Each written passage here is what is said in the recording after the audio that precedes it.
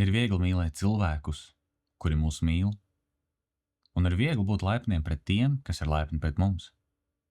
Bet jautājums ir, vai tu spētu mīlēt savu ienaidnieku? Nevis ignorēt, nevis paciest, bet patiesi mīlēt. Redzēsim, ko par to saka Jēzus. Sveiks, tu klausies Personu dziļāk, un esmu atpakaļ ar jaunu video, un, kā jau tu zini, mēs ejam cauri Mateja evaņģēlijiem 5.8. nodaļai par Jēzus sprediķi kalnā. Šodien būs pēdējais video par 5. nodaļu, kur mēs arī to pabeigsim, un tad jau iesim tālāk 6. nodaļā, bet kaut kas mūs sagaida, mazs pārsteigums katram klausītājam, būs interesanti saruna, jeb intervijā ar cilvēku, kas vēl ir noslēpums, bet tiešām ļoti, ļoti spēcīgi un iesaka katru sagaidīt aiznākošās nedēļas, jeb nākošās nedēļas interviju.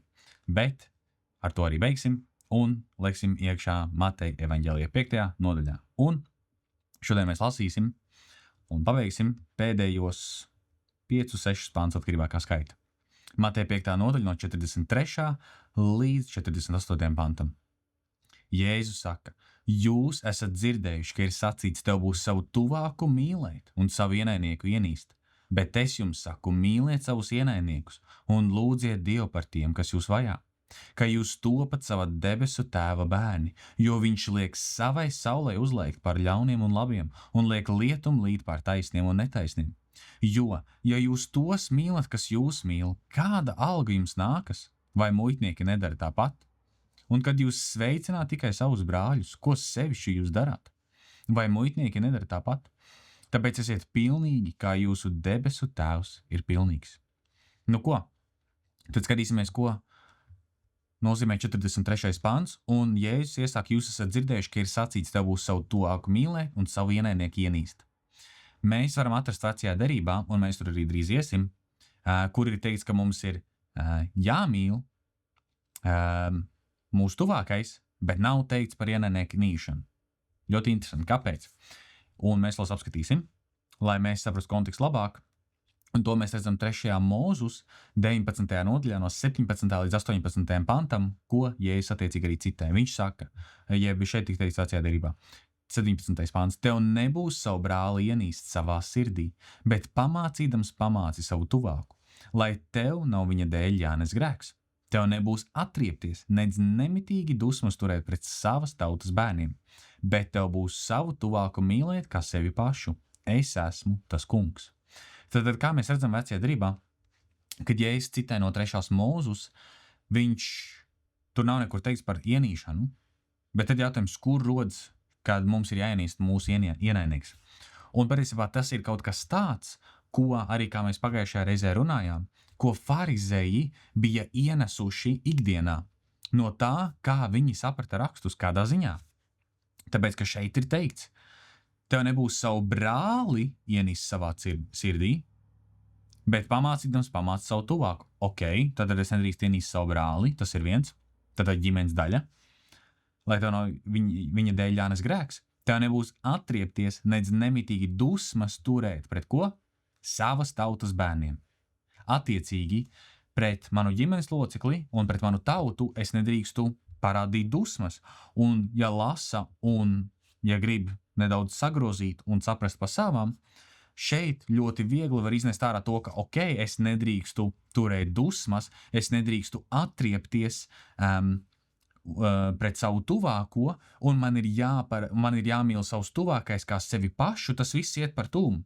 Tā tad man ir jāienīst, jāatriepst un jādusmojas uz ienaidnieku. Problēma atrisināt? Nē. Kāpēc? Tāpēc, ka Jēzus saka, jūs esat dzirdējuši, ka ir sacīts, tev būs savu tuvāku mīlēt un savu ienaidnieku ienīst. Un savu ienaidnieku ienīst, tas nebija nekur Torā, vecajā derībā. Ja Tora ir 5 mūsu grāmatas un pravieši tālāk, tas ir vecā derība, bet Tora ir 5 mūsu grāmatas. Bet tas nekur nav atrodams vecajā derībā. Kāpēc? Tāpēc, ka tas bija kaut kas tāds, ko farizēji bija ienesuši iekšā kā tradīcijas. Kā mēs pasakam šitā, un tad mēs arī daram šitā. Vai tas ir īsti atrodams? Nē, bet mēs varam piegrauzīt rakstus tā, lai tas būtu redzams it kā savā ziņā. Mēs kaut ko ienesam rakstos. Un tas ir kaut kas tāds, ko diemžēl mēs mūsdienās arī daram, ka mēs bieži vien gribam ielikt iekšā savas interpretācijas uz lietām, savus uzskatus un citas lietas Dieva vārdā, palaidam garām to, ka nevis mums būtu jāliek iekšā, jo atklāsmes grāmata saka par to, ka ja kāds kaut ko liks klāt, tas saņems klāt pie sodības, un ja kāds kaut ko paņems ārā, tas tam tiks atņemts no šīs debesu balvas, un tāpēc mums nevajadzētu nest savas interpretācijas iekšā Bībelē, bet mums vajadzētu lasīt Dieva vārdu tīri, šķīsti un skaidri, kā tas arī ir tur skaidri un gaiši rakstīts melns uz balta, un to arī tā ņemt kā pilnīgo un galējo patiesību, un attiecīgi arī, kad nevis es nesu iekšā, bet es ņemu ārā, un attiecīgi es veidoju savu dzīvi pēc tā, kā tur ir teikts. Un tāpēc nepieļausim tās pašas kļūdas, ko pieļāva farizē. Jūs esat dzirdējuši, kas ir sacīts, tev būs savu tuvāku mīlēt un savu ienaidnieku ienīst. Bet es jums saku, Jēzus saka, 44. pantā, mīliet savus ienaidniekus un lūdziet Dievu par tiem, kas jūs vajā. Ko nozīmē mīlēt savu ienaidnieku? Ko mums kā kristiešiem nozīmē mīlēt, tāpēc, ka bieži vien, kā mēs 21. gadsimtā saprotam, mīlēt priekš manis nozīmē emocijas, kad es izjūtu konkrētu sajūtu pret šo te cilvēku, ko es viņam varu sniegt, kad es viņu samīļoju, kad es viņu saku labas lietas un viņu iedrošinu un esmu viņam kā labākais draugs un viss pārējais. Un bieži vien, kad mēs nesaprotam šo te vārdu mīlestība, ja tev interesē, tu var atvērt noteikti palasīt 1. Korintiešiem 13. nodaļu, kurā mēs arī nedaudz pieskarsimies, bet 13. nodaļā ir ļoti populārs šis te, ko lasa visās kāzās, varbūt ne visās, bet noteikti, ko lasa kāzās un citās vietās, manuprāt, 4. nodaļas sākās par to, kas tad ir mīlestība. Mīlestība ir, un tur tiek uzskaitīts lietas. Bet mēs nesaprastami, kas ir mīlestība, mēs definējam ar savu pieredzi, ar savu sapratni, ar saviem uzskatiem, un mēs to ienesam iekšā Dieva vārdā, un tāpēc mēs bieži vien saprotam to, ka tas, ko es daru, jā, bet nav tik auglīgs, kā tam vajadzētu būt. Lai mēs vieglāk varētu saprast, ko tad īsti nozīmē mīlēt savus ienaidniekus, mēs lasīsim no Lūkas evaņģēlī 10. nodaļas kādu līdzību, ko Jēzus mums dod. 25. pants. Un redzi, kāds rakstu mācītājs piecēlās un viņu kārdinādams, attiecīgi Jēzu, sacīja: Mācītāji, ko man būs darīt, lai iemantoju mūžīgu dzīvību? Bet viņš uz to sacīja: Kā stāv bauslībā rakstīts, kā tu tur lasi? Un tas atbildēja sacīja: Tev būs Dievu savu kungu mīlēt no visas savas sirds, ar visu savu dvēseli, ar visu savu spēku un ar visu savu prātu un savu tuvāko kā sevi pašu. Viņš tam sacīja: Tu pareizi esi atbildējis, dari to un tu dzīvos. Tad mums skaidri un gaiši pateikts: mīlam Dievu ar visu savu spēku, ar visu savu prātu, ar visu savu sirdi un dvēseli. Un attiecīgi, kad mēs mīlam Dievu, kā mēs parādām mīlestību pret Dievu, tajā ziņā, kad arī mēs parādām mīlestību pret cilvēkiem. Jo 1. Jāņa, manuprāt, ir teikts, ka kā tu vari teikt, ka tu mīli Dievu, bet ka tu mīli Dievu, kur tu neredzi, bet tu ienīsti brāli, kuru tu redzi. Attiecīgi, ja es saku, ka es mīlu Dievu, bet es ienīstu savu brāli, es staigāju ar dusmām, es staigāju aizvainojumā, es staigāju riebumā pret cilvēkiem, kā es varu teikt, ka es mīlu Dievu? Jo manai dzīvē kā kristietim, tai vajadzētu nākt no šī te, kad es tuvojos Dievam, es vairāk augu atziņā par viņu, es vairāk gribu viņu mīlēt, es vairāk viņu gribu piedzīvot un viss pārējais, un kad es vairāk piedzīvoju viņu, kad Dievs savu vairāk atklāja man gribas, kad es saprotu to, cik Dievs ir bijis žēlstīgs pret manīm, cik viņš ir mīlestības pilns pret manīm, cik kāds ir viņa prāts pret mani, kad es vairāk pieaugu tajā. Es saprotu to, ka es to pašu arī gribu dot tālāk cilvēkiem. Tāpatās, ja kāds tevi ir sveitījis ar kaut ko, tu iespējams gribēsi sveitīt kādu tālāk. Ja kāds pret tevi varbūt izturās pret dusmām un ir tevi apspiedz un vispārējo, tu arī tāpat to dos arī tālāk citiem cilvēkiem. Un tu teiksi: piedod, ka es tā uzvedos, man vienkārši šodien bija slikta diena, jo pret manī bija tas un tas un tas un tas. Tad mēs redzam, ka tas, ko mēs saņemam, mēs to arī dodam tālāk. Mēs varam pieņemt lietas no šīs te pasaules, vai arī mēs varam pieņemt lietas no Dieva. Kādā ziņā šīs te lietas, es domāju, kad mēs piedzīvojam Dievu vairāk. Un, kad mēs piedzīvojam Dievu vairāk, mēs arī automātiski mīlēsim cilvēkus. Un Arī šis te cilvēks, šis te mācītājs, rakstu mācītājs, arī Jēzum jautāja, un Jēzus viņam atbild, tu pareizi esi atbildējis, dari to un tu dzīvos. 29. pants, bet viņš, gribēdams attaisnoties, sacīja Jēzum, kurš tad ir mans tuvākais? Un tas ir bieži vien tas, ko mēs vaicājam Dievam. Dievs, kā es varu mīlēt? Ko nozīmē mīlēt? Kā tas ir, kad man ir jāmīl mans ienaidnieks, kad man ir jāmīl man ģimenes locekļi, jo es vienmēr nejūtos, kad es gribu mīlēt. Es vienmēr nejūtos tā, kad es gribu tur iet un kaut ko teikt, un uķi, puķi un viss pārējais. Un tas ir pavisam normāli, tas ir pavisam ok, ka tu tā nejūties. Bet skatīsimies, ko Jēzus atbild viņam. Kurš tad ir mans tuvākais? Ko tad Jēzus saka, ko mēs varam darīt? 30. pantā mēs lasām. Tad Jēzus atbildēja un sacīja, kāds cilvēks gāja no Jeruzalemes uz Jēriku un krita laupītāju rokās. Tad tas bija ebrejs. Tie tam noplēsa drēbes, sasita un atstādami viņu pusmirušu guļam aizgāja. Bet nejauši kāds priesteris gāja pa to pašu ceļu un to ieraudzījis, viņš aizgāja garām. Tātad mēs redzam to, ka ebrejs ir piekauts, aplaupīts, atstāts viens pats.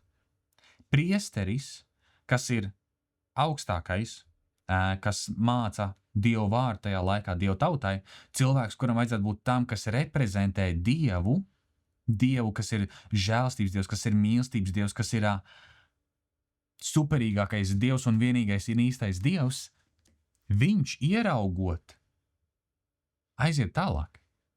Viens iemesls, kāpēc varbūt viņš pats domāja, ka varbūt gaidīs kāds, kas uzbruks arī man, tajā brīdī, kad es būšu neaizsargāts tajā ziņā, kad es palīdzu. Tie bieži vien esam mēs, ka mēs negribam tikt ievainot, tāpēc mēs nepalīdzam cilvēkiem. Un otrais variants, kāpēc, jo es taču esmu priesteris, es taču esmu augsts, tas nav priekš manīm. Un arī mēs tā bieži vien, ka tas nav mans darbs, tas ir kāds cits darbs. Palīdzēt, mīlēt, un mans darbs ir darīt savas lietas un fokusēties tikai uz savu, un viss būs kārtībā. Tāpat arī kāds levīts nāca gar to vietu, to ieraudzīja, bet aizgāja garām. Tad levīts, kas ir levīts? Levīts ir cilvēks, kas palīdzēja ar mazākiem darbiem priesterim. Un arī viņš, kas var reprezentēt Dievu, arī aiziet garām. Bet kāds samarietis savu ceļu iedams, tuvojās viņam un viņu redzot, sirds tam iežēlojās. Samarietis, kas tajā laikā pret ebrejiem, viņi nebija labākie draugi, viņi bija ienaidnieki savā starpā, viņi ienīda viens otru, viņi cīnījās savā starpā. Ebreji atstūmā samarieši, kāpēc? Tāpēc, ka viņi bija samarieši pēc šīs te trimdas, viņi bija atnākuši atpakaļ un dzīvoja, un viņi precējās ar citām tautām kopā, un attiecīgi viņi vairs nebija tīri ebreji, viņi sāka pielūgt citus dievus un darīt citas lietas, un tāpēc ebreji viņus atstūma, un samarieši arī atstūma attiecīgi pretī. Attiecīgi, tu zini, kā tas ir, kad viens atstūma vienu, tā ir mūsu cilvēciskā daba, ka mēs arī atstūmjam pretī. Kad, nē, ja tu nocietini, tad es arī nocietināšos, un cilvēks stāv kā tā divi mūri viens pret otru un cīnās. Bet šeit mēs redzam, Jēzus mums stāsta, ka bija kāds samarietis, attiecīgi ienaidnieks. Viņš gāja savu ceļu, viņš darīja savas lietas, bet tad, kad viņš ieraudzīja savu ienaidnieku, ebreju, guļot piekautu, atstātu vienu, viņam iežēlojās sirds. Un ko viņš darīja? Un piegājis viņš pārsēja viņa vātis, ieliedams tajās eļļu un vīnu, pēc tam viņš to cēla uz savu lopu un to aizved mājvietā un to apkopa. Bet otrā dienā izņēmis 2 denārijus, iedeva tos saimniekam sacīdams, kop viņu, un ja tu vēl ko izdosi, atpakaļ nākdams, es tev to atdošu. Tad Jēzus uzdod jautājumu, kurš no šiem 3 cilvēkiem tev šķiet? Tas tuvākais bijis tam, kas bijis kritis laupītāju rokās. Noteikti, ka mēs atbildēsim tāpēc, kā šis te cilvēks. Tas atbildēja 37. pantā. Tas, kas viņam žēlsirdību parādīja, tad Jēzus uz to sacīja, nu tad ej un dari tu arī tāpat. Ko mēs no šīs te līdzības varam paņemt? Mēs varam paņemt to, ka vai nav vienalga, vai tas cilvēks ir mans ienaidnieks, vai viņš ir savādāk domā nekā es, vai pieņemsim tikai tāpēc, ka pieņemsim, es esmu kristietis un man darbā ir strādāju kopā ar cilvēkiem, kas tic islāmam, un ir cilvēki, kas ir ateisti, vai tas man tagad dod pilnas tiesības izturēties pret viņiem kā pret mazāk vērtīgiem, jo viņi nav tāds kā es, jo es esmu kristietis un es zinu, ka mūsu Dievs ir īstais un vienīgais un patiesais, un tas islāms vispār neko nesaprot, un ateists vispār neko nesaprot, un es vienīgais esmu gudrs.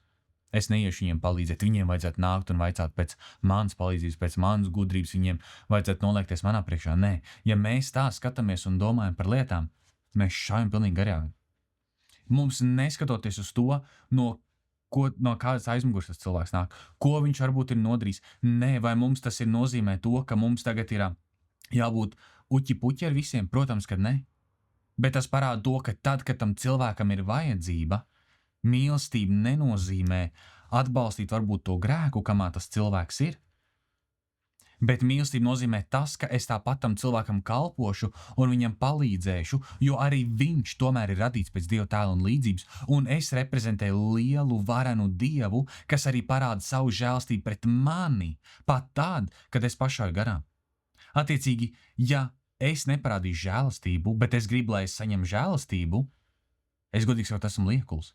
Bet ja es saņemu žēlastību no Dieva, kāpēc es arī žēlastību nevaru parādīt tālāk un mīlestību?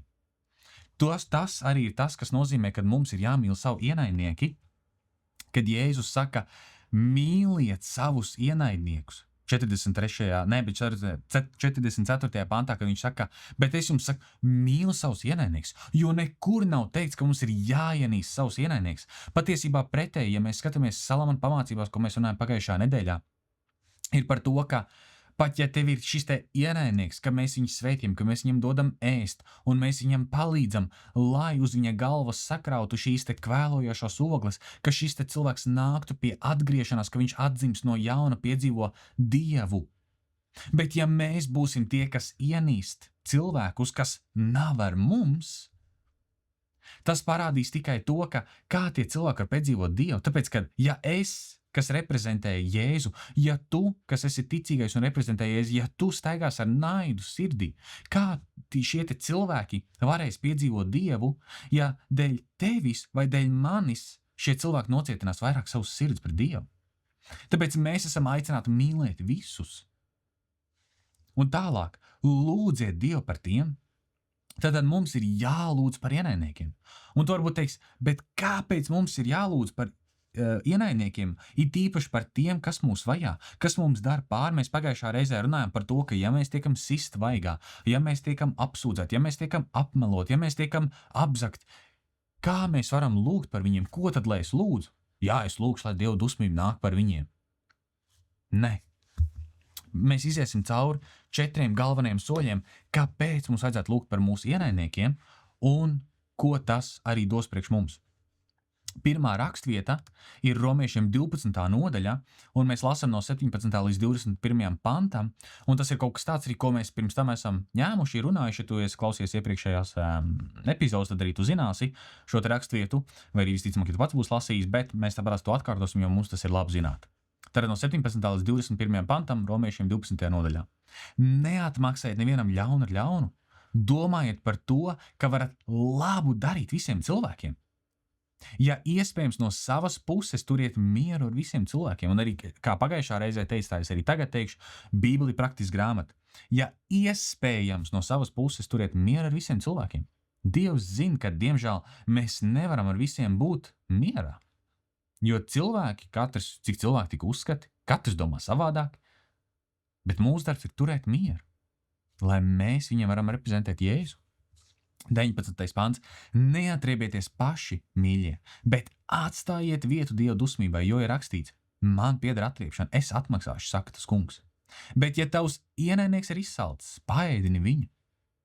Ja tas cieš slāpes, dod viņam dzert. Tā darīdams, tu uz viņa galvas sakrās kvēlojušas solis. Ļaunums, lai tevi neuzvar, bet pats uzvari ļaunu ar labu. Šī te rakstiet, ļaunums, lai tevi neuzvar, bet pats uzvari ļaunu ar labu. Kāpēc mums ir jālūdz par mūsu ienaidniekiem, kas izturas nepareizi pret mums? Lai mēs būtu brīvi no aizvainojuma, lai ļaunums mūs nepārņemtu, lai mēs savas sirdis nenocietinātu, jo nocietinājums mūsu sirdīs var atnākt tik pēkšņi, ka mēs to pat nepamanam. Un mēs tikai attopamies kaut kad vēlāk Dieva žēlstībā, kas Svētais Gars mums uzrāda, kad Jēkab, tu jau esi tik tālu aizgājis. Kā tas ir, ka tu kādreiz mīlēji cilvēks, tagad tu neieredzi viņus. Tu negribi vispār viņiem runāt, nevienu satikt, tu gribi visu laiku būt viens un vispārējais. Tas parāda to, ka es pat neesmu pamanījis to, kā nocietinājums ir iegājis manā sirdī. Un kad es tā varu izturēties pret cilvēkiem. Tāpēc neļausim, ka aizvainojums apauga ap mūsu sirdīm. Ka mēs neļaujam, ka ļaunums uzvar. Tas ir pirmais. Kāpēc mums būtu jālūdz par mūsu ienaidniekiem? Otrais.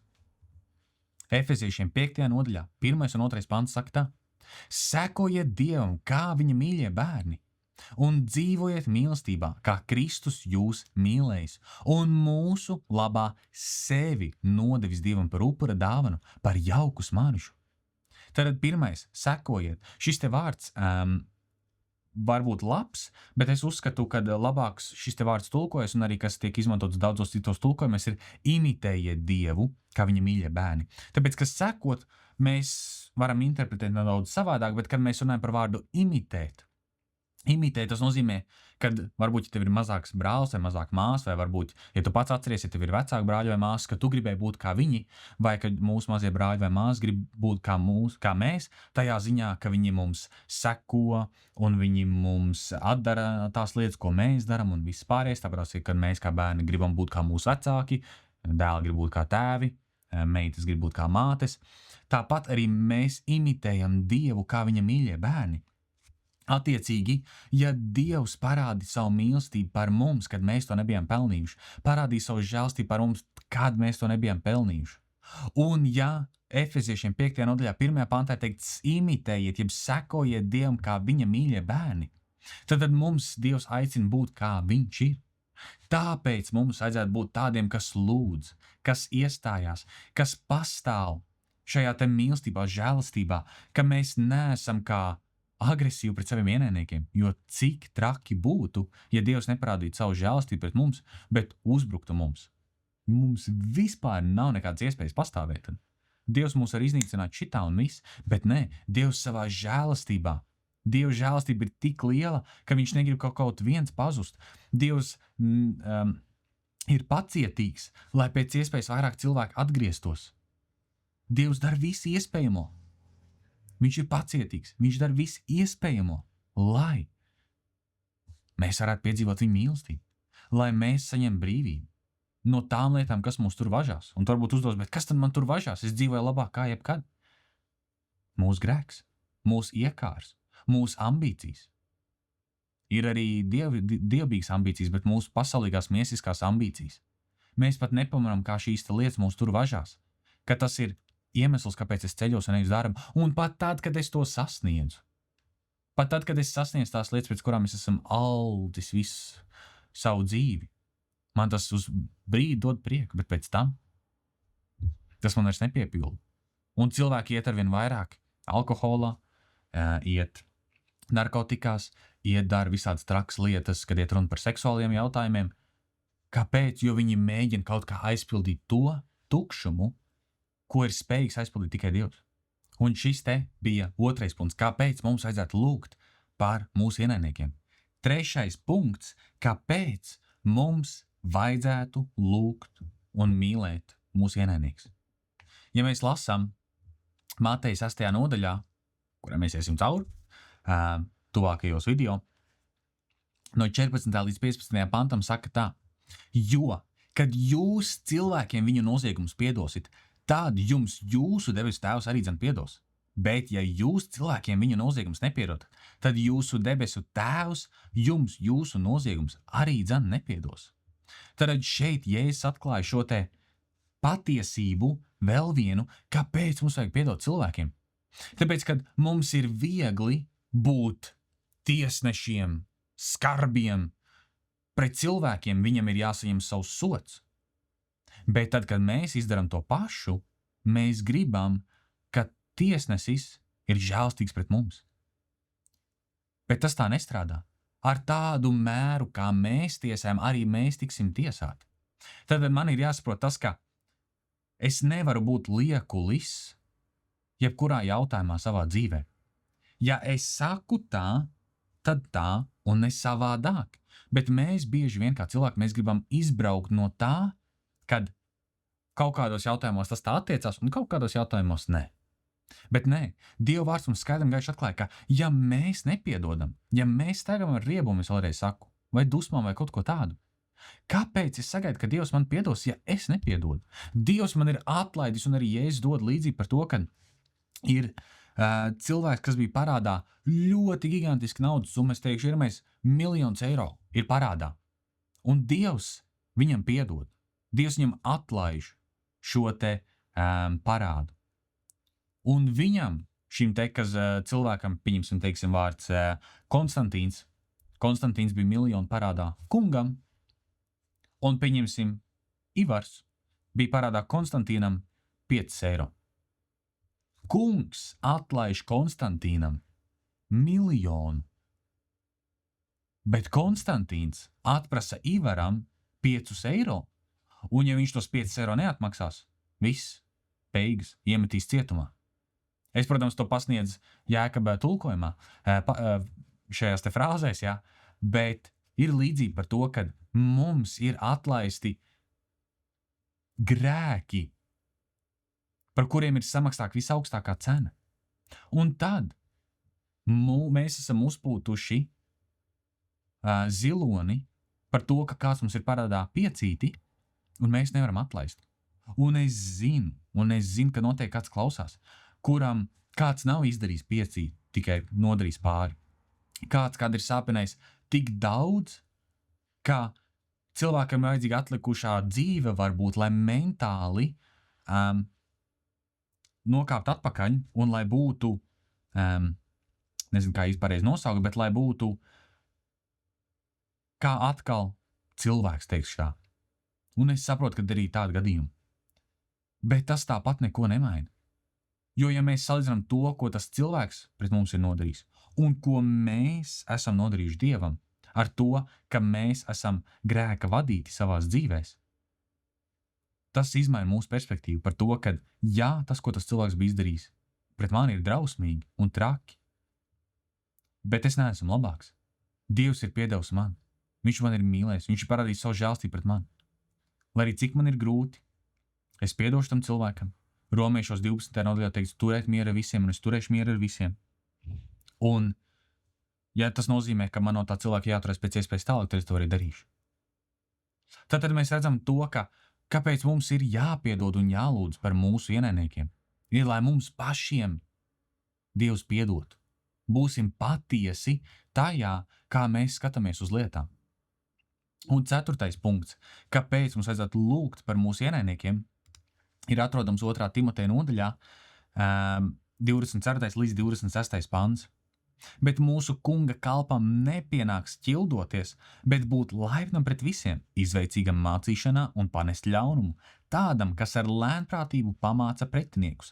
Varbūt Dievs kādreiz dotu viņiem atgriezties pie patiesības atziņas, un viņi atkal atgūtu skaidru prātu, atraisīdamies no velna valga, ar ko tie sagūstīti, lai darītu viņa gribu. Tad mums ir jālūdz par cilvēkiem.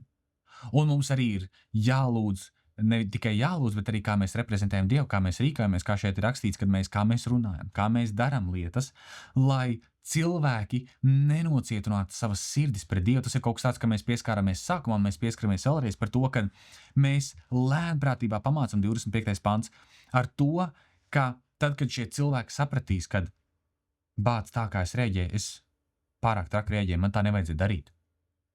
Ko es izdarīju? Un tas cilvēks tajā brīdī sāk atmaidzināt savu sirdi pret to, ka tas cilvēks bija tik mīlestības pilns pret manī. Un es zinu, ka viņš ir kristietis. Un viņš sāk varbūt vairāk domāt par Dievu. Un kad viņš atver savu sirdi, kad viņš savu cieto sirdi, kas ir bijusi pildīta ar sāpēm patiesībā, atver Dievam, kad Dievs var ienākt un strādāt pie šī cilvēka sirds. Un 26. pants ir teicis, ka un viņi atkal atgūt skaidru prātu, atraisīdamies no velna valga. Kad mēs neesam pieņemuši Jēzus Kristus kā savu kungu un glābēju, mēs to nesaprotam, bet mēs esam velna valgā. Mēs esam apsaistīti, mēs esam, Bībelē runā, ka mūsu acis ir aizsegts, ka mēs esam kā sasieti un mēs neredzam to, ka mēs kā tādā maisā esam. Bet tad, kad mēs atveram savus sirds, kad mēs pazemojamies Dievu priekšā, kad mēs ieaicinām Dievu savās sirdīs, kad mēs pieņemam Jēzu Kristu kā savu kungu un glābēju, kad mēs atgriežamies no saviem grēkiem, mums šis te acis tiek atvērts, mūsu rokas tiek atsiets, mūsu sirdīs, kas ir bijušas sāpju pildītas, tiek atbrīvots no tā, un mēs varam dzīvot tajā brīvībā, kur Dievs mums ir paredzējis. Ar ko tie sagūstiet, lai darītu viņa gribu. Tad ienaidnieks sasaista cilvēkus un tālāk izmanto šos te cilvēkus, lai piepildītu savu gribu.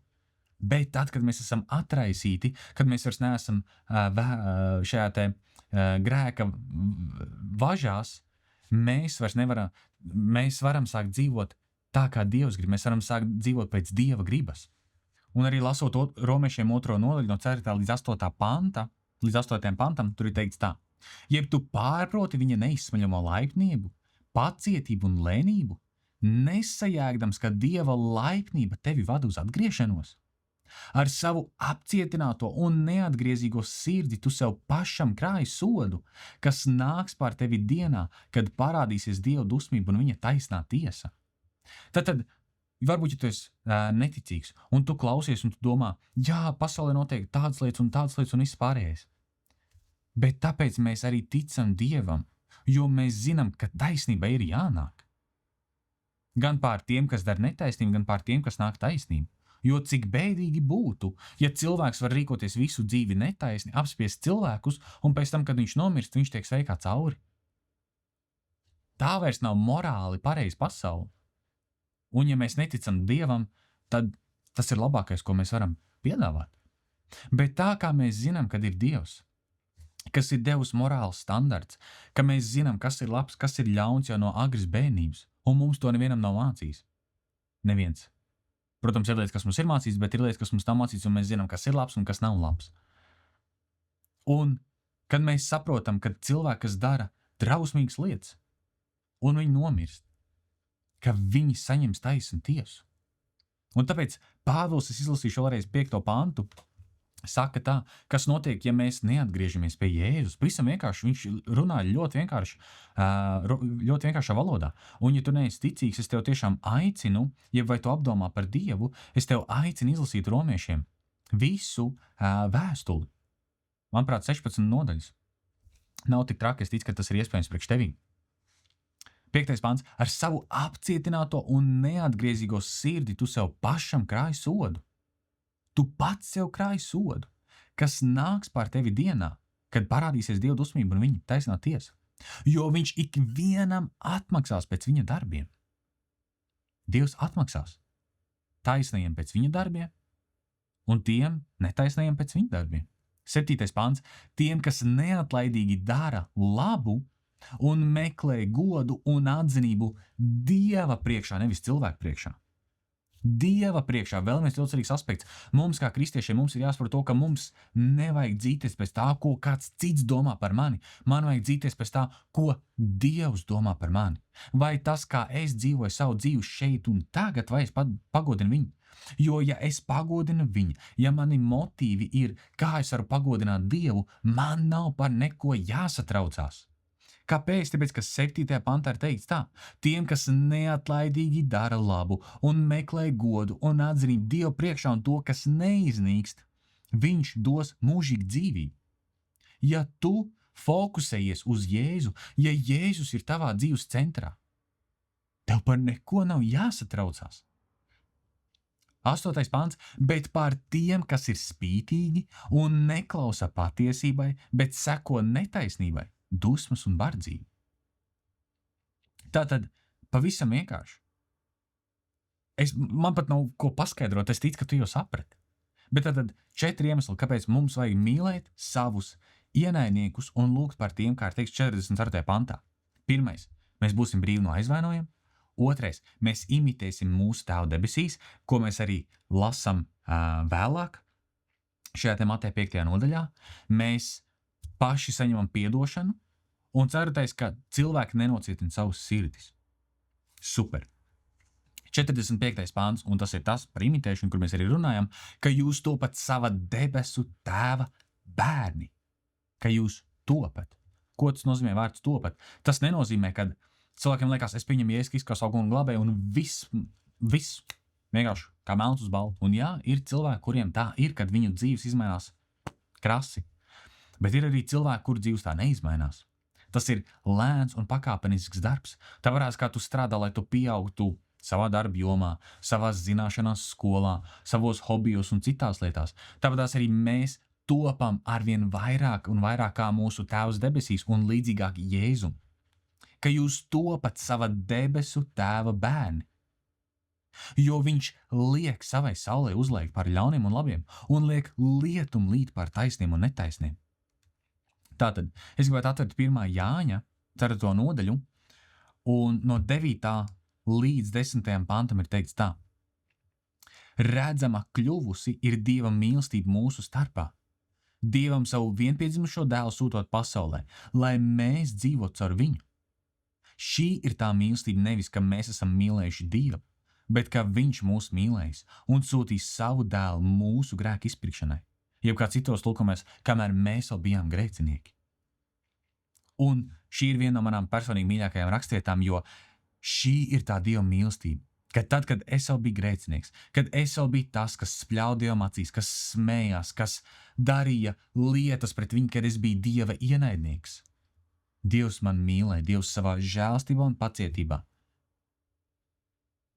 parādīja mīlestību pret mani, mīlēja mani, un ne tikai pret mani, arī pret tevi. Ja tu cīnies ar nosodījumu par to, ka es esmu bijis tik pret Dievu, kā viņš man arī jebkad piedot. Es tikai tev gribu atgādināt, ja tev ir šī te doma, tas jau vien parāda, ka Svētais Gars strādā pie tavas sirds, ka Dievs tev aicina, ka tu neesi par tālu aizgājis, atgriezies pie Dieva, atgriezies pie viņu varenās mīlestības, ko viņš ir sagatavojis saviem. Viņš ir sagatavojis to visiem, viņš to grib parādīt visiem.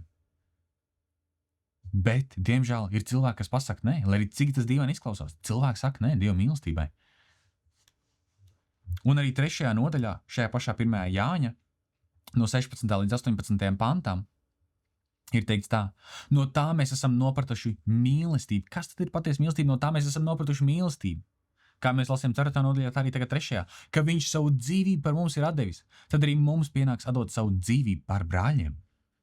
Bet kam ir laicīga manta un viņš redz savu brāli ciešam trūkumu un aizslēdz viņam savu sirdi, kā gan Dieva mīlestība palikt viņā? Tas ir tas, kam mēs pieskārāmies sākumā.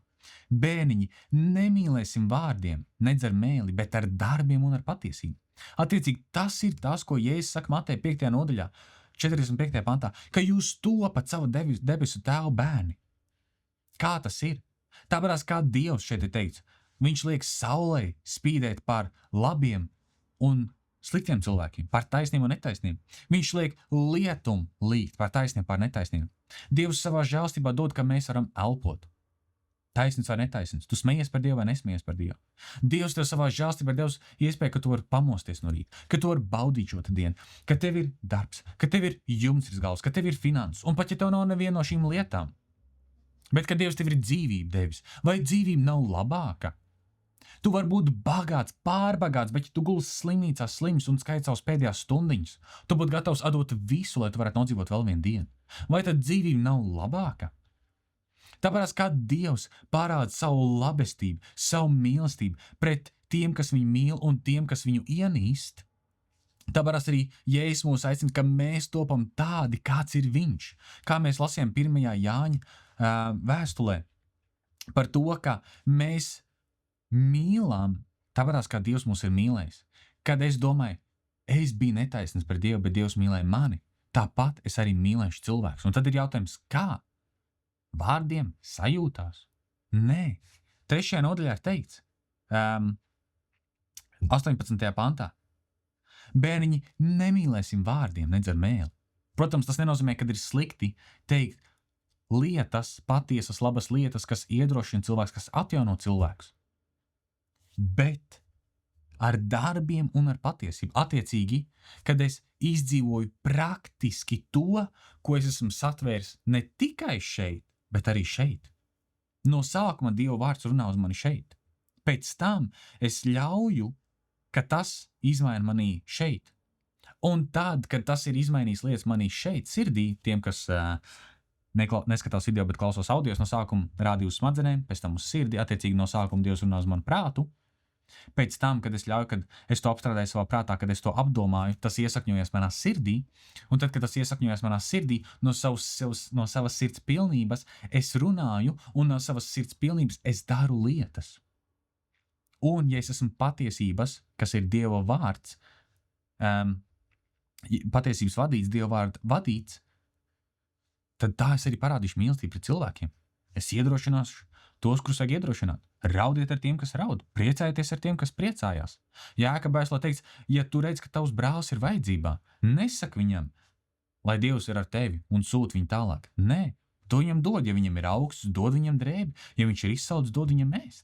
Kāpēc? Tāpēc, ka tas, ko Dievs ir parādījis man, tas ir izmainījis mani manā sirdī, un es to pašīgi parādīju cilvēkiem. Pavisam vienkārši man nav jāsarežģī lietas. Mūsdienās mēs sarežģījam lietas ar to, ka mēs mēģinam būt kā kultūra, kā mēs mīlam visus, un mīlēt nozīmē akceptēt, kur tas cilvēks ir, pat ja tas cilvēks ir gatavs nolikt no klints, mēs sakam, nē, ļauj tam cilvēkam būt viņam pašam. Vai tā tiešām ir mīlestība?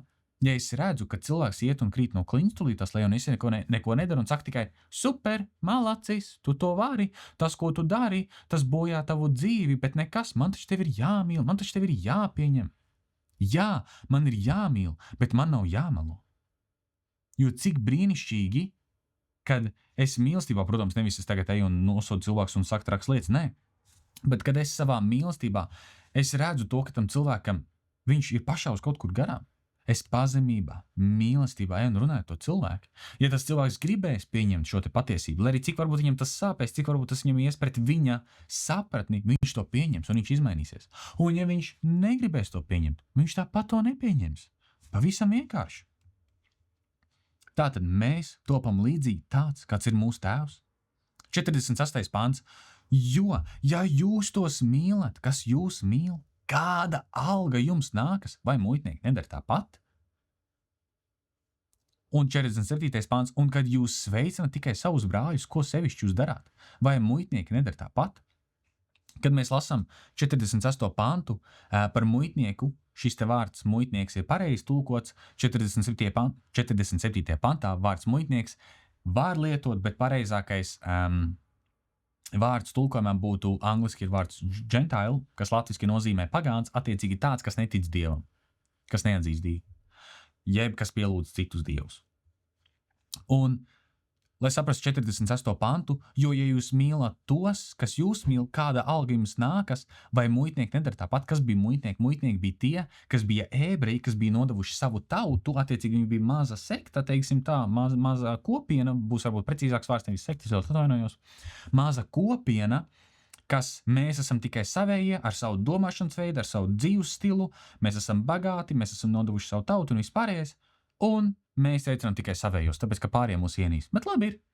Mēs būsim savu vienpatīši, kas atbalsta viens otru un viss būs ok. Attiecīgi, mēs mīlam tos, kas mīl mūs. Mēs esam savā komforta zonā ar saviem pāris cilvēkiem, kas mīl mūs, mēs mīlam viņus. Mēs cenšamies nepacelt jautājumus, kad mums sākās bērze, un mēs aicinām viņus pie sevis ciemos, viņi aicina mūs pie sevīm ciemos, mēs laužam maizi, mēs pārnājam lietas, mēs esam mīļi, mēs svētījam viņas ar finansēm, viņi svētī mūs, un viss ir tik super, un mums ir mūsu mazais mīļais burbulīts, un mums ir ok. Vai muitnieki nedara tāpat? Jēzus mūs aicina, ka mēs izkāpjam ārā no sava burbuļa, un ka mēs mīlam tos, kas nedomā tāpatās kā mēs, kas neskatās uz lietām tāpatās kā mēs, kas varbūt pat mūs ienīst, jo nepieņem mūsu uztveri par to, kas ir Dievs, kas ir mīlestība un par citām lietām. Bet tas mūs neatur, ka mums nevajag viņus mīlēt. Mums vajag viņus mīlēt.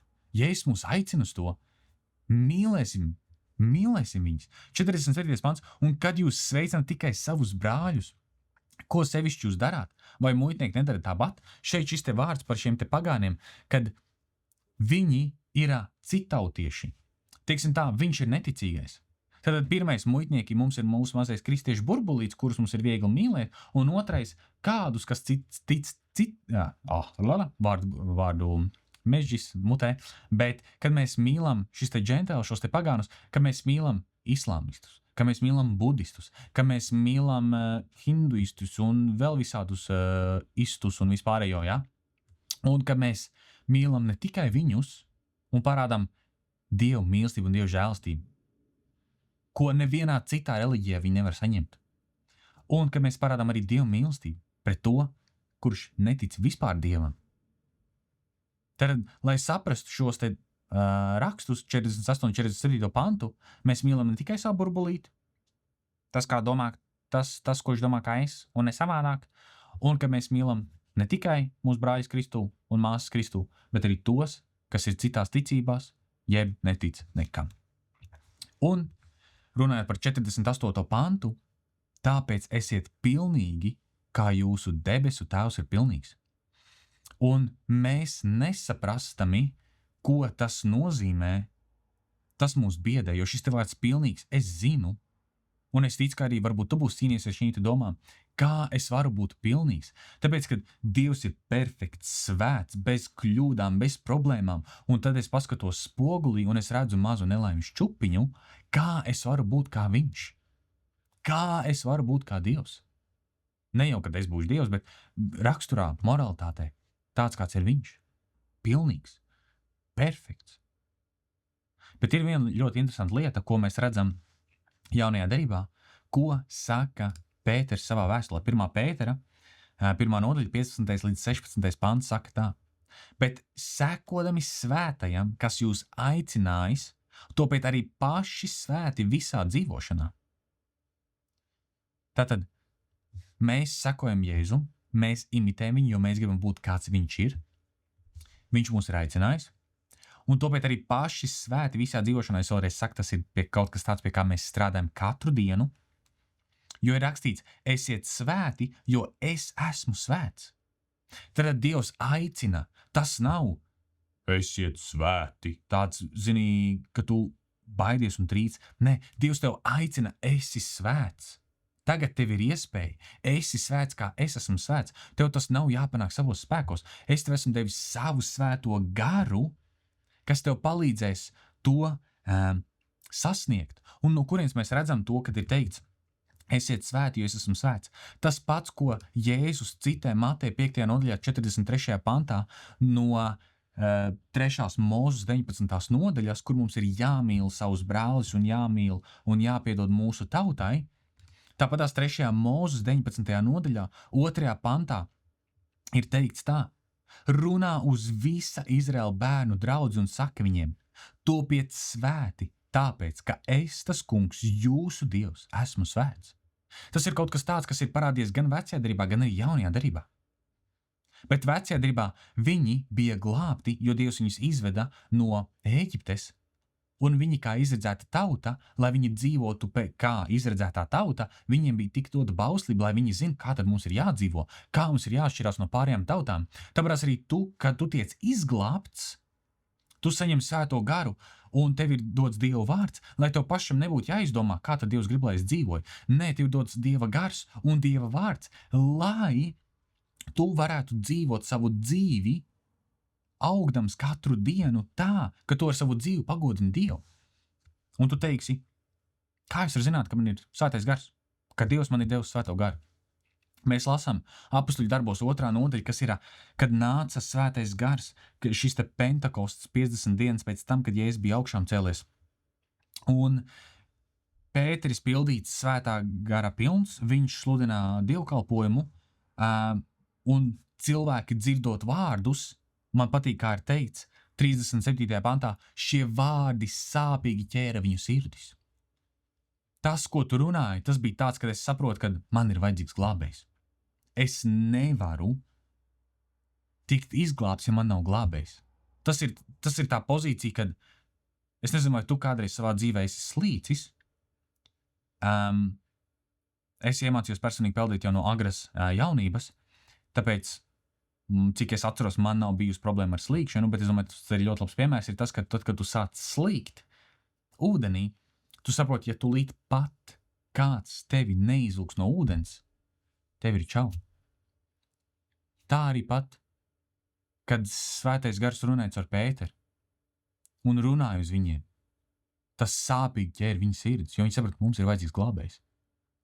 Es lūdzu, ka Svētais Gars arī runā uz tavas sirdi, ka tu saproti, man ir vajadzīgs glābējs. 37. pantā. Šie vārdi sāpīgi ķēra viņu sirdis un tie sacīja uz Pēteru un citiem apustuļiem: brāļi, ko lai mēs darām? Ko lai es daru? Ja tu nezini, vai to, kāpēc es to runāju, tāpēc, ka es arī saprast, kad tev ir Svētais Gars un kad tev nav Svētais Gars, un ko par to saka Bībele, tad, kad tu esi nonācis šī pozīcijā, ka tu esi sauc uz Jēzu, jeb prasīs kādam citam, kas reprezentē Jēzu, kas man ir jādara, jo tas, ko tu saki, es saprotu to, ka man ir vajadzīgs glābējs, kas man ir jādara, 38. pantā Pēters saka tā, bet Pēters tiem atbildēja: atgriezieties no grēkiem. Tu atgriezies, attiecīgi tu veic 180 grādu pagriezienu, ja tu esi uz šosejas un tu brauc, un tu zini, ka tas ceļš tev novedīs tā, ka tu nokritīs no tilta, jo tas tilts vēl nav pabeigts. Tu apgriezies un tu neapstājies un nebrauc atpakaļ gaitā, turpinādams braukt uz to kritienu vietu, bet tu apgriez mašīnu un brauc projām no tās vietas pēc iespējas tālāk. Tāpēc arī mēs, kad mēs atgriežamies no grēkiem, es saprotu to, ka man ir vajadzīgs glābējs. Es esmu glābts, Efeziešus 2. nodaļā 8. pants saka, es esmu glābts no Dieva žēlstības caur ticību. Attiecīgi, es neko neesmu izdarījis priekš savas glābšanas. Dievs man piedāvā glābšanu, un es liekot savu ticību uz to, ko Dieva vārds saka, es lieku ticību Dievā, viņā, par to, ko viņš ir izdarījis 2000 gadus atpakaļ, kas ir zinātniski pierādāms, par to, ka Jēzus tāds bija, kad Jēzus ir Dievs, un kad es saprotu to, ka tas nav kaut kāda pasaka, bet ka tā ir realitāte, kas ir notikusi 2000 gadus atpakaļ, kad Dievs nemelo, ka Dievs ir taisns, Dievs ir mīlošs, ka Dievs parāda sevi, savu raksturu, caur savu vārdu, un kad es to pieņemu caur ticību, ka tāds ir Dievs, es tieku tajā brīdī glābts, kad es ticu uz to, kas ir Jēzus Kristus, Dievs. Ka mēs atgriežamies no saviem grēkiem un liekamies kristieties ik viens Jēzus Kristus vārdā, lai jūs dabūtu grēku piedošanu un saņemtu Svētā gara dāvanu. Attiecīgi, mēs neko nevaram izdarīt tādu, lai mēs saņemtu Svēto garu. Svētais gars mums tiek dots kā dāvana. Jautājums ir, vai mēs to dāvanu pieņemam.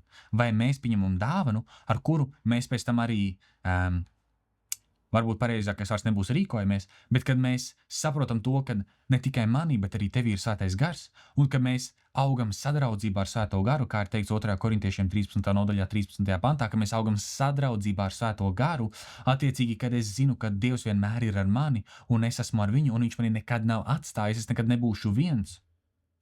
Un ka Svētais gars ir tas, kas mani dara līdzīgāku Jēzum, savā spēkā, nevis es savā spēkā. Mans darbs ir paklausīt Svētā gara aicinājumam, jo Dievs mums nepiespiedīs darīt kaut ko tādu, kas iet pret mūsu gribu. Dievs mūs aicina, un jautājums ir, vai es savā brīvajā gribā izdaru izvēli paklausīt Dievam un sekot viņam, vai ne? Tāpēc, ja tu esi pieņems Jēzus Kristus kā savu kungu un glābēju, ja tu esi atgriezies no grēkiem, ja tu esi sauc uz Jēzus Kristus kā savu kungu un glābēju, Dievs tev ir devis Svētā gara dāvanu. Un viss, akceptē to, pieņem to un staigā no šīs dienas ar sapratni, ka tev ir Svētais gars.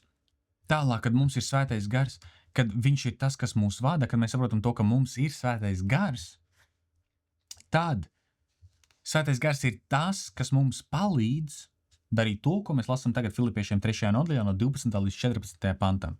Nevis, ka es to jau būtu saņēmis vai jau būtu pilnīgs, attiecīgi kas. Pāvils runā par sasniegt augšām celšanos no miroņiem 11. pantā. Tad saņemt glābšanu, saņemt šo te, kad es aiziešu mūžībā, kad es būšu ar Dievu, nevis ellē. Nevis, ka es to jau būtu saņēmis vai jau būtu pilnīgs, attiecīgi, kamēr mēs šeit dzīvojam uz zemes, mēs nekad nebūsim perfekti un pilnīgi. Tad ir jautājums, bet tad kāda jēga? Tad, kad es pieņemu Jēzu, es saprotu to, ka es esmu glābts. Man vairs nav jāsatraucās par to, ka es aiziešu pazušanā. Jo man ir miers un es zinu, es esmu glābts. Man nav vairs jātiecās. Tagad. Man vairs nav jātiecās pēc tā, ka es tiku glābts. Tagad es vienkārši varu fokusēties uz to, ka es pavadu savu dzīvi iepazīstot Dievu un mīlot viņu. Un attiecīgi arī mīlot cilvēkus. Tātad, kad es saprotu to, ka es tiecos pēc tā, lai imitētu viņu, lai būtu kā viņš. 12. pants. Nevis, ka es to jau būtu saņēmis. vai jau būtu pilnīgs, bet es dzenos, lai to satvērtu, ko šo te pilnību. Es dzenos, tad es nedzīvoju savu dzīvi, kad es tagad pieņemu Jēzu un viss, es tagad guļu dīvainā, atpūšos un Dievs izdarīs vispār, jo nē, man sava dzīve, ja Jēzus ir mans kungs un glābējs, nevis tikai glābējs, attiecīgi, ja viņš ir mans kungs, viņš man rāda un man ir jāiet. Es eju, es gribu dzīvot viņam. Ja es patiešām mīlu Dievu, es gribēšu dzīvot viņam. Es gribēšu iet tur, kur viņš man aicina. Tātad, bet es dzenos, lai to satvertu tāpat kā arī mani satvēris Kristus Jēzus. Brāļi, es vēl nedomāju, ka pats būtu to satvēris, bet vienu gan aizmirstams to, kas aiz manis, stiepdamies pēc tā, kas priekšā. Es dzenos pretim mērķim, goda balvai, Dieva debesu aicinājumam Kristu Jēzu. Tātad, ko Pāvils mums ar to mēģina pateikt? Viņš mums mēģina parādīt to, ka, lai arī kas būtu noticis manā pagātnē, lai arī cik daudz kļūdas es būtu pieļaus, lai arī cik varbūt labas lietas būtu izdarījis, neskatoties uz to, kas ir bijis aiz manis, es nevērtēšu sev pēc saviem darbiem, es ļaušu Dievam to darīt. Mans fokus ir konstanti uz Jēzu, un es tiecos pēc viņa. Viņš ir mans fokus, mans motīvs ir iepazīt vairāk viņu tuvāk, un viss. Un viss, es fokusējos uz Jēzu, uz debesu aicinājumu. Tālāk, ko mēs lasam arī 2. nodaļā Filipiešiem, no 12. līdz 13. pantam. Tātad, mani mīļie, tā kā jūs vienmēr esat paklausījuši nevis manā klātbūtnē vien, bet tagad daudz vairāk manā probūtnē, gādājiet ar bailēm un drebēšanu, ka topat svēti. Jo Dievs ir tas, kas jums dod gribu un veiksmi pēc sava labā prāta.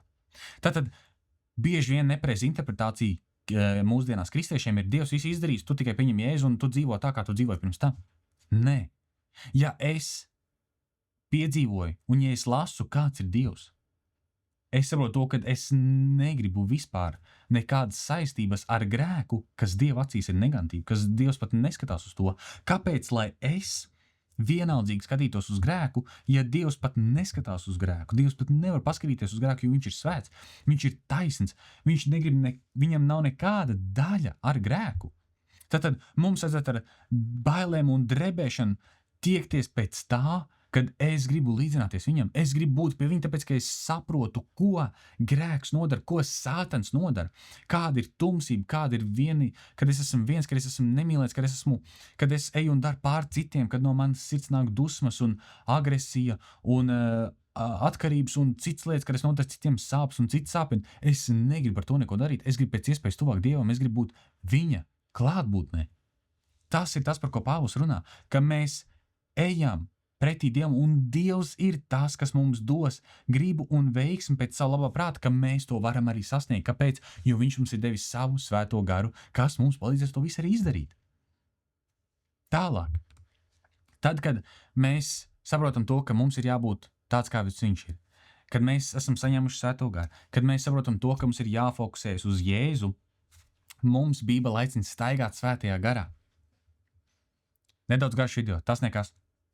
Romiešiem 8. nodaļa, no 13. līdz 14. pantam saka tā: jo, ja jūs pēc miesas dzīvojat, tad jums jāmirst, bet ja jūs gara spēkā darāt galu miesas darbībai, tad jūs dzīvosit, jo visi, ko vada Dieva gars, ir Dieva bērni. Attiecīgi, ja pēc tam, kad es esmu saņēmis svēto garu, bet es pret to izturos vienaldzīgi un es eju un turpinu dzīvot tā, kā es dzīvoju pirms tam, ja tu dzīvo pēc miesas, tad ir jāmirst.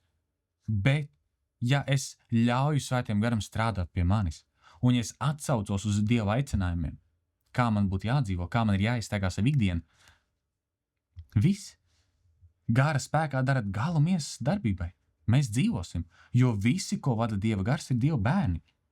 Un cilvēkiem bieži vien ir nepareiza interpretācija, staigāt garā, tas ir brīnumi, super spēks un viss pārējais, bet nē, ko nozīmē staigāt garā?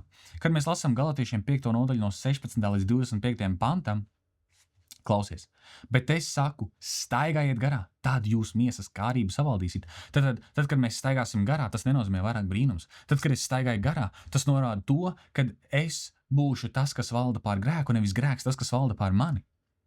Jo miesas tieksmes ir pret garu, bet gara tieksmes ir pret miesu, jo šie divi viens otram stāv pretī, ka jūs nedarāt to, ko gribat.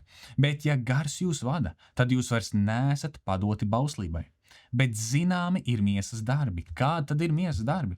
Tā ir netiklība, nešķīstība, izlaidība, elku kalpība, buršana, ienaidi, strīdi, nenovīdība, dusmas, ķildas, šķelšanās, ķecerība, skaudība, dzeršana, dzīrošana un tam līdzīgas lietas, par kurām es iepriekš saku, kā jau esmu senāk sacījis, tie, kas tādas lietas dara, nemantos Dieva valstību. Attiecīgi, ja tu pieņem Jēzus kā savu kungu un glābēju, bet ja tu turpini dzīvot šajās te lietās, kas ir miesas darbi, ka tu dzīvo kā tāds, kas nekad nebūtu piedzīvojis Dievu, tu nevari iemantot iemantot debesu valstību. Bet kas tad ir gara augļi? Ko tad nozīmē staigāt garā?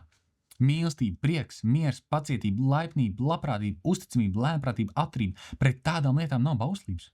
Ko tu to gribi pateikt? Bet tie, kas Kristum pieder, ir savu miesu krustā situši līdz ar kaislībām un iekārošanām. Ja dzīvojam garā, tad arī staigāsim garā. Ko tad nozīmē staigāt garā? Staigāt lielākos brīnumos. Citās lietās? Nē, staigāt garā nozīmē, kad es saprastams to, kas ir Dievs, kad es vairāk gribu būt tāds, kāds ir Viņš. Kad man tiek pasniegts iespējas grēkot, darīšu šīs lietas, kuras mēs tikko lasījām. Kad es vados nevis pēc miesas vadībām, kad es gribu dusmoties uz tiem, kas dusmojas uz manīm, kauties ar tiem, kas grib kauties ar manīm, sist tos, kas grib sist mani, lamāties uz tiem, kas lamājas uz mani, un pakļauties citām miesas karībām. Nē, kad es vingrino šajos te svētā gara augļos, jeb auglī, par to ir cita diskusija, kad svētais gars strādā pie manis un kad es pieaugu raksturā, kad es vairs neesmu kā bērns, kam mēs pavisam drīz pieskarsimies, bet kad es pieaugu Jēzu, kad es staigāju šajos te augļos, es valdu pār to, kas grib valdīt pār mani. Un tas nozīmē, kad es dzīvoju un staigāju garā, kad es spēju valdīt pār to, šo te, ne jau kreklu, bet miesu, ka es valdu pār to, ka tā nevalda pār mani. Un 2. Korintiešiem 3. nodaļa 18. pants, bet mēs visi atsektām sejām Dievu godību redzētam, kā spogulī topam pārvērsti viņa paša līdzībā no spožuma uz spožumu. To dara tā kunga gars. Šoreiz ir ļoti daudz rakstīts un ir garš video, bet tas ir svarīgi, tāpēc, ka es gribu, ka katrs, kas klausās, ka tu, kas klausies, ka tu saproti, ka tas, ko es tev stāstu, tās nav mans emocijas, vai sapratumi vai kaut kas tāds, bet ka tas ir tas, ko Dieva vārds skaidri un gaiši parāda. Ka Dieva gars ir tas, kas mūs vada, ka mēs staigājam svētajā garā, ka Dieva gars ir tas, kas mūs ved tuvāk Jēzum. Vairāk tāds, kāds ir Viņš. Un kā es minēju pirms tam, kad mūsu acis ir aizsegts, bet tagad tās ir atsegts un mēs redzam patiesību. Un tas ir kaut kas tāds, kamā es pieaugu katru dienu. Un tālāk Romiešiem 12. nodaļā, kad mēs ejam, mēs lasam no 1. līdz 2. pantam, ir teikts tā: es jums lieku pie sirds, brāļi, Dieva žēlsirdības vārdā nodot sevi pašus par dzīvu, svētu, Dievam patīkamu upuri, tā, lai ir jūs garīgā kalpošana, un netopiet šai pasaulē līdzīgi, bet pārvērtieties, atjaunodamies savā garā, jeb prātā tulkojas, lai pareizi saprastu, kas ir Dieva griba, to, kas ir labs, tīkams un pilnīgs. Attiecīgi, ko tas nozīmē? Tad, kad mēs ņemam no Mateja 5. nodaļas, ka mums ir jābūt tādam, kāds ir Dievs, mēs saņemam svēto garu, mēs fokusējamies uz Jēzu, mēs staigājam garā, un tad, kad mēs darām šo te, mēs pieaugam Jēzu, mēs nobriestam. Tāpatās kā mēs no bērna kājas, mēs iekāpjam šajā te, ka mēs esam bērns, mēs esam tīnis, mēs esam jaunais pieaugušais un mēs esam pieaugušais. Attiecīgi, tas, kā es rīkojos kādreiz un kā es runāju kādreiz, es to nedaru tagad. Un otrādāk, ka tā, kā es runāju tagad, es tā kādreiz nerunāju. Tādas lietas, ko es daru tagad, es nedarīju kādreiz. Tad mēs visi pieaugam, mēs attīstamies, mēs paliekam gudrāk, mēs paliekam nosvērtāk, mēs paliekam pieaugušāki lietās. Jā, mēs izbaudam dzīvi, mēs smejamies un priecājamies, bet mēs esam stabili savās dzīvēs. Un tāpēc, 2. pantā ir teikts, un netopiet šai pasaulē līdzīgi. Attiecīgi, mēs nevadamies pēc tā, kā mūsdienu pasaule nosaka lietas, kā mūsdienu kultūra saka lietas un vispārējais. Nē, mēs atjaunamies Dieva vārdā, mēs atjaunamies viņā, lai pareizi saprast, kas ir Dieva grib, to, kas ir labs, tīkams un pilnīgs. Un redzi, šīs ir 3 atsevišķas lietas, kas tiek uzskaitītas, un viens tulkojums un interpretācija šajā rakstvietē ir par to, ka mēs saprotam, kas ir labs, pēc tam mēs saprotam, kas ir tīkams un kas ir pilnīgs. Tad ir 3 leveļi, kuros mēs varam pieaugt, kad mēs pieaugam Dievā, kad mēs nobriestam. Un tas ir tas, kad mēs varam nobriest Jēzu Kristu. Un Efeziešiem 4. nodaļa no 11. līdz 16. pantam saka tā. Viņš arī devis citus par apustuļiem, citus par praviešiem, citus par evaņģēlistiem, citus par ganiem un mācītājiem, lai svētos sagatavot kalpošanas darbam Kristus miesai par stiprinājumu. Tad kāpēc Dievs ir devis šos te kalpotājus, un tās ir dāvanas, arī tad mēs lasām par dāvanām Romiešos 12. nodaļā, mēs lasām par dāvanām 1. korintiešos 12. nodaļā, un mēs lasām par dāvanām Efeziešiem 4. nodaļā. Tātad apustuļi, pravieši, evaņģēlisti, gani un mācītāji, tās ir dāvanas, ko Dievs ir devis. Kāpēc Dievs ir devis šīs dāvanas?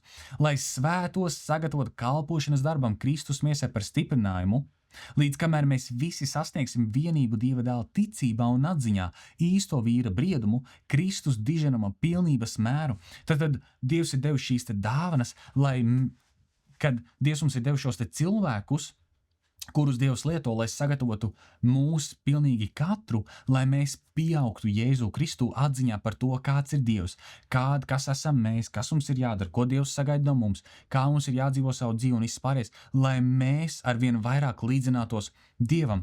Un ja ir jautājums, tad kāpēc mūsdienās kristieši nenobriest Jēzu Kristu, tad ir jāskatās atpakaļ, vai cilvēki, kuriem ir dot šīs dāvanas, pilda savu funkciju, kas ir uzskaitīts 11. pantā, bet tas ir cits saruna citam video.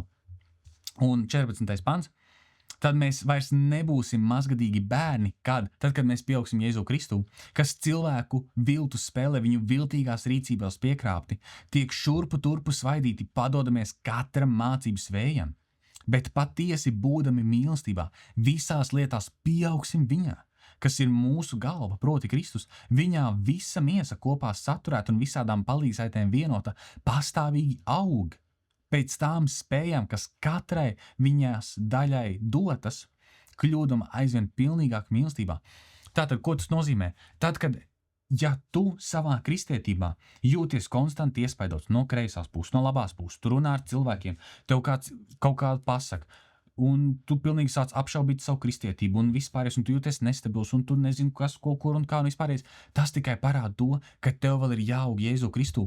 Un nē, nav kāds, kas ir pilnīgi nobriedz, ka viņam vairs nav jāaug. Mums visiem ir jāaug Jēzu Kristu.